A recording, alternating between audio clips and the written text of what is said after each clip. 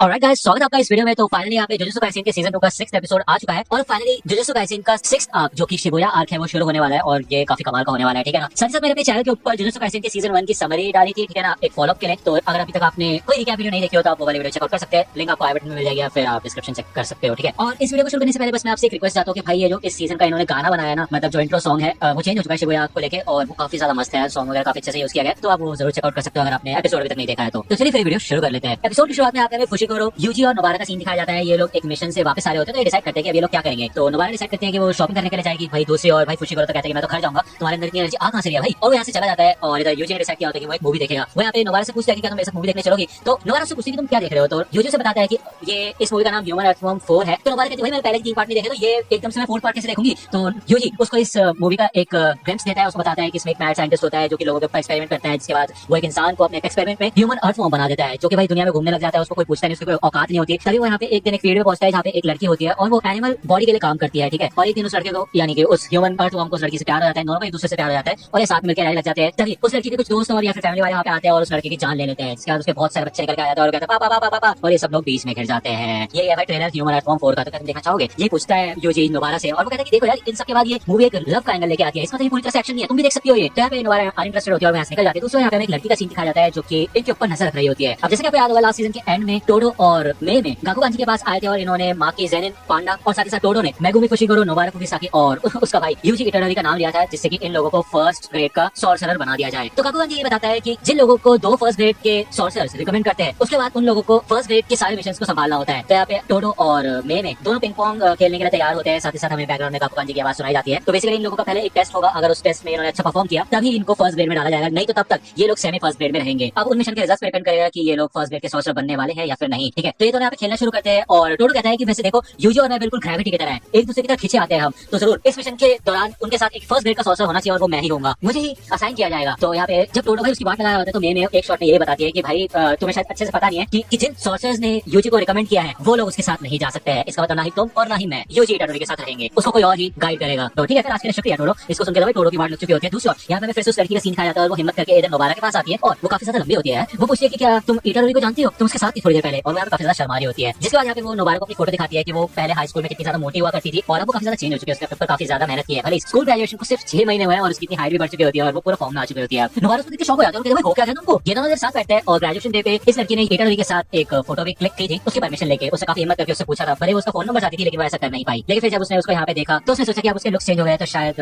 You know. तो Nobara कहती UCO तुम उस वे में बोल रही हो है ना। तो यूको कहती हाँ मैं उसी वे में बोल रही हूँ। तो तभी यहाँ पे भाई छुट्टे साथ ही नोबारा फोन मिला देती है इजी को और वो कहती है कि क्या तुम अभी भी फुशिकोरो को लेके जा रहे हो। तो ठीक है, फिर उसको यहाँ पे लेके आ जाओ, मैंने तुम्हें लिंक भेज दिया रेस्टोरेंट की और मैं वहीं पे हूँ। ठीक है, सी यू। नोबारा बताती है कि एक इंसान है जो कि इटोडोरी को अच्छे से जानता है, वो यहाँ पे आने वाला होगा। ठीक है ना। तो हमें पहले उससे बात करनी चाहिए। यूको जब नोबारा से पूछती है कि कहीं तुम उसे को पसंद नहीं करती तो नोबारा कहती ना उसका और मेरा क्या जोड़ा है यार। लेकिन फिर नोबारा को अजीब सा फील होने लगता है और वो कहती है ये अजीब सी फीलिंग क्या है, क्या मेरी हार्ट बीट तेज हो रही है ऐसा क्यों। लेकिन अभी यहाँ पे फुशिकोरो आ जाता है और कहता है क्यों बुला लिया मेरे को यहाँ पे। तो नोबारा इधर पूछती है उससे कि क्या इटोडोरी की कोई गर्लफ्रेंड है, ये यूको ओजावा है और ये बस यू नो तुम समझ रहे हो ना। तो फुशिकोरो कहता है क्या ऐसी बात है क्या। तो नोबारा कहती है हाँ वैसी बात है। तो मेरे को भी बताता है कि उसकी कोई गर्लफ्रेंड वगैरह नहीं है। नोबारा पूछती है ऐसा क्यों बोल रहे हो। तो मेरे को भी बताता है कि जब वो टोक्यो से ट्रांसफर हो रहा था तो वो किसी बात पे अपसेट नहीं था। साथ ही साथ उसके रूम में नंगी लड़की की फोटो है, मतलब अगर कोई गर्लफ्रेंड होती तो इस बात पर गुस्सा करती ना वो। तो मेरे को नहीं लगता ऐसा कुछ है। जिसके बाद यहाँ पे यूको इटोडोरी का टाइप पूछती है और मेरे को भी बताता है कि उसको लंबी लड़कियां पसंद है वैसे देखा जाए तो। जिसके बाद यहाँ पे नोबारा और यूको दोनों समझ जाती है कि यूको का चांस है क्योंकि यूको की हाइट काफी ज्यादा लंबी है। तो छुट्टे साथ ही इटोडोरी को यहाँ पे बुला लेते हैं। वो जब यहाँ पे आता है तो भाई नोबारा को रियलाइज होता है कि उसने इटोडोरी को तो बताया नहीं कि भाई यूको है कौन। उसने तो क्योंकि उसको ग्रेजुएशन के बाद देखा नहीं, वो तो पहले मोटी हुआ करती तो उसको पहचानेगा कैसे। और अगर उसने छुट्टे साथ उसको ऐसे बोल देगा भाई तुम कौन हो और उसको पहचाने नहीं तो भाई यूको को सच में काफी दिल से बुरा लगेगा कि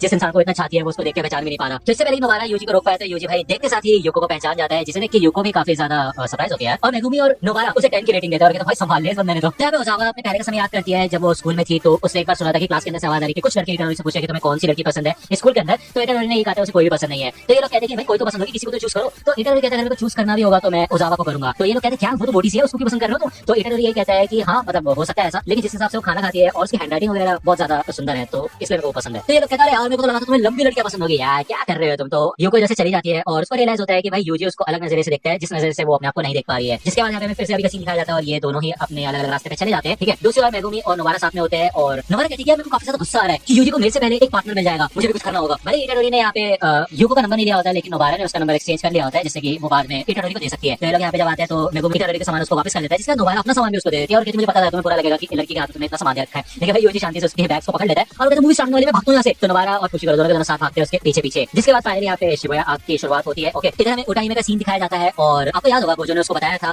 कि हमारे जुजुत्सु हाई में धोखेबाज लोग छुपे हुए हैं जो कि कर्स यूजर के साथ मिलकर काम कर रहे हैं। जब इतने ताकतवर कर्स स्प्लिट्स इतनी जल्दी अपेयर हो रहे हैं तो क्योटो की इन्वेस्टिगेशन मैं तुम्हारे ऊपर छोड़ता हूँ। उटाहिमे ऐसा गोजो ने उटाहिमे को बोला था। तो फाइनली उटाहिमे ने इधर इन तीनों स्टूडेंट्स को बुलाया होता है गोजो के, और वो उनको आके बताती है कि दो लोग हैं जिनके ऊपर शक है और उनमें से एक हायर अप्स में है तो उनका तो मैं कुछ बिगाड़ नहीं सकती, तो दूसरा है जिसको हम पकड़ सकते हैं। तो नोबारा पूछते हैं कि ठीक है फिर बताओ हमें कौन है क्योटो से। तो यूजी कहते हैं क्या बोल रही हो तुम? तो नोबारा कहती है हाँ ऑब्वियसली क्योटो में ही है वो इंसान, इसी वजह से तो टोक्यो वाले स्टूडेंट्स को बुलाया यहाँ पे उसे पकड़ने के लिए। तुम्हें नहीं लगता? उटाहिमे इस बात से एग्री करती है और वो बताती है कि वो धोखेबाज और कोई नहीं बल्कि दूसरी और यहाँ पे हमें मीवा का सीन दिखाया जाता है जो कि कहती है मेकामारू, और हाँ मेकामारू ही है वो, ठीक है ना, मतलब उसके ऊपर शक है। वो यहाँ पे उसकी नोटबुक लेने के लिए आई होती है और मेकामारू इधर सो रहा होता है। वो कहते हैं मेरे को डिस्टर्ब मत करो, तुम नोटबुक लेके यहाँ से जा सकती हो और मेरे को परेशान करने की कोई जरूरत नहीं है। वो यहाँ पे उसे थोड़ा छेड़ने की कोशिश करती है। तभी दूसरी और यहाँ पे हमें इन तीनों का मतलब चारों का सीन दिखाया जाता है। उटाहिमे इन सबको यहाँ पे उसके अड्डे पे लेके आई होती है, उसकी असली बॉडी यहाँ पे होती है मेकामारू की। ओके, भले उसको पता नहीं है कि हमको उसके ऊपर शक है तो कोई प्रॉब्लम नहीं होगी, हम वहाँ पे जा सकते हैं, ठीक है। तो ये लोग आगे बढ़ते हैं और उटाहिमे बताती है कि वैसे तो मेकामारू ही है सिर्फ उसके पपेट के नाम पे, लेकिन फिर भी उसके अलावा भी अगर उसके कई अनरजिस्टर्ड पपेट्स होंगे जो कि उसने बिना परमिशन के बना रखे होंगे तो उनकी मदद से सारा काम कर सकता है खबर पहुंचाने का। तो हम असलियत में उसे कभी नहीं रोक सकते। एक छोटे से मच्छर के साइज का भी हो सकता है उसका पपेट। तो यूजी कहता है वाह ये भी पॉसिबल है यार, वो बंदा तो मेरे को काफी अलग लगता था। तो ये लोग जब दरवाजे के बाहर होते हैं और जैसे अंदर आते हैं तो अंदर कोई भी नहीं होता है। इसका मतलब ये है कि मेकामारू को पहले से ही पता चल चुका होता है कि ये लोग उसे ढूंढने के लिए आ रहे थे, जिस वजह से ये शक कंफर्म हो जाता है कि मेकामारू ही वो धोखेबाज है जो कि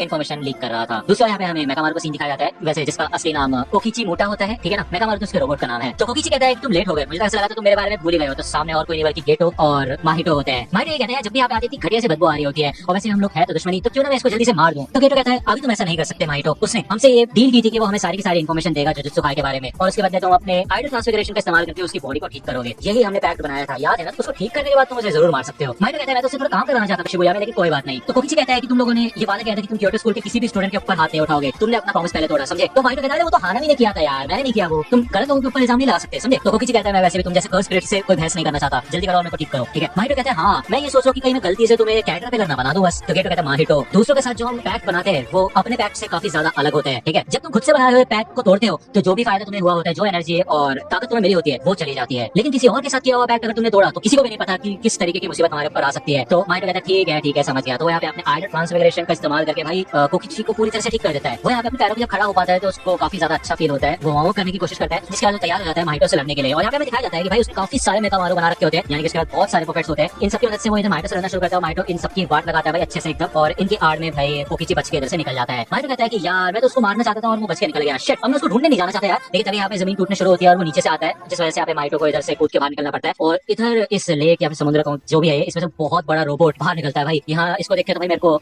याद आ गई यार एक एनिमे कैरेक्टर की। अब भाई तुम्हें अगर गेस कर सकते हो तो कमेंट सेक्शन में डाल सकते हो, क्योंकि मैं बोल नहीं सकता क्योंकि उनका नाम लेने से भाई कॉपीराइट स्ट्राइक आ जाते हैं, ठीक है ना। एनीवे माहिटो उसको देख के इंप्रेस होता है और कहता है क्या बात है तुम चुपके इतना बड़ा रोबोट बना रहे थे, वाह। यहाँ पे माहिटो समझ आता है कि वो उसके अंदर ही है और वो चाहता नहीं है कि माहिटो उसकी बॉडी को फिर से टच करे, जरूर वो कॉकपिट में होगा। इधर कोकिची को समझ आ जाता है कि यहाँ पे वेल डाल दी गई है जो कि सुगुरु गेटो ने खुद डाली है, जिस वजह से उसका सिग्नल कट हो रहा है। अब साटोरू गोजो के लिए तो इजी है इस टाइप की वेल को तोड़ना, लेकिन उसके लिए इतना आसान नहीं होगा ये। तो इसलिए उसे जीतने के लिए साटोरू गोजो की मदद चाहिए होगी। अब या तो डायरेक्टली साटोरू गोजो को मैसेज भेजे या फिर मेकामारू के थ्रू मीवा से उसको कांटेक्ट करवाए, उसके बाद आके गोजो उसको बचा लेगा। कोकिची यही सोचता है कि भले गेटो ने ये वेल डाली है तो वो उसके ऊपर फोकस करना चाहता है, लेकिन वो इस बात को इग्नोर नहीं कर सकता कि माहिटो भी बहुत ज्यादा ताकतवर है। वो है तो डिसएडवांटेज में, लेकिन वो थोड़ा बहुत ट्राई कर सकता है जीतने का, जिसका यहाँ पे वो अपने सारे के सारे एक्सपीरियंसेस देखता है जो कि उसने पिछले 17 सालों से रिकॉर्ड किए होते हैं, नोटिस किया होता है लोगों की टेक्निक्स को। कि साथ ही साथ उसने ये भी देखा था कि कैसे माहिटो को इन्होंने वीक किया था। 17 साल से जो उसने अपने अंदर ही कर्स एनर्जी इकट्ठा कर रखी थी, अब वो उनका इस्तेमाल करेगा और उसको हराएगा। तो वो यहाँ पे भाई अपने 1 साल की कर्स एनर्जी का इस्तेमाल करता है, डायरेक्टली माहिटो के ऊपर अटैक करता है वो, जिसके बाद माहिटो के भी होश उड़ जाते हैं और वो भी मतलब लड़ने के तैयार हो गए। अटैक काफी ज्यादा खतरनाक होता है। ये एपिसोड यहीं पे खत्म होता है और भाई नेक्स्ट एपिसोड आएगा नेक्स्ट हफ्ते। आई होप आ जाना चाहिए, दोबारा से डिले ना हो, क्योंकि ये डिले जानबूझ के दिया गया था इस एपिसोड में, जिससे कि जिन लोगों ने सीजन 1 नहीं देखा है वो लोग थोड़ा बहुत रिफ्रेश कर पाए अपने आपको, फिर से सीजन 1 देख पाए, थोड़ी मेमोरीज रिफ्रेश हो जाए। और इसी वजह से मैंने भी एक समरी वीडियो बनाई थी अपने चैनल पे, डाली है मैंने इस गैप में, तो आप वो देख सकते हैं। क्रोनोलॉजिकल ऑर्डर भी मैंने उसी वीडियो के अंदर बता रखा है। और अगर अभी तक आपने जुजुत्सु काइसेन 0 की मूवी नहीं देखी है तो आप वो मूवी भी देख सकते हो, और नहीं देखना चाहते हो उसको रिफ्रेश करना चाहते हो तो उसकी समरी भी मैंने अपने चैनल पर डाल रखी है, उसकी लिंक आपको डिस्क्रिप्शन में मिल जाएगी शायद, या फिर आई बटन में मिल जाएगी, चेक कर लेना, अपडेट कर दूंगा, ठीक है ना। तो मैं तो आपसे वीडियो में और लाइक सब्सक्राइब कर दो अगर अभी तक नहीं किया है तो, ठीक है। Good bye. तो दोस्तों आज की वीडियो के लिए सिर्फ इतना ही। आई होप कि आपको ये वीडियो पसंद आई होगी। अगर आपको ये वीडियो पसंद आई तो प्लीज लाइक कीजिए, अपने दोस्तों के साथ शेयर कीजिए और मेरे चैनल को सब्सक्राइब करना मत भूलेगा। और अगर आप मुझे कांटेक्ट करना चाहते हैं तो आप मुझे इंस्टाग्राम पे कांटेक्ट कर सकते हैं, मेरे पेज की लिंक आपको डिस्क्रिप्शन में मिल जाएगी। मिलता हूं आपसे अगले वीडियो में, तब तक के लिए गुड बाय।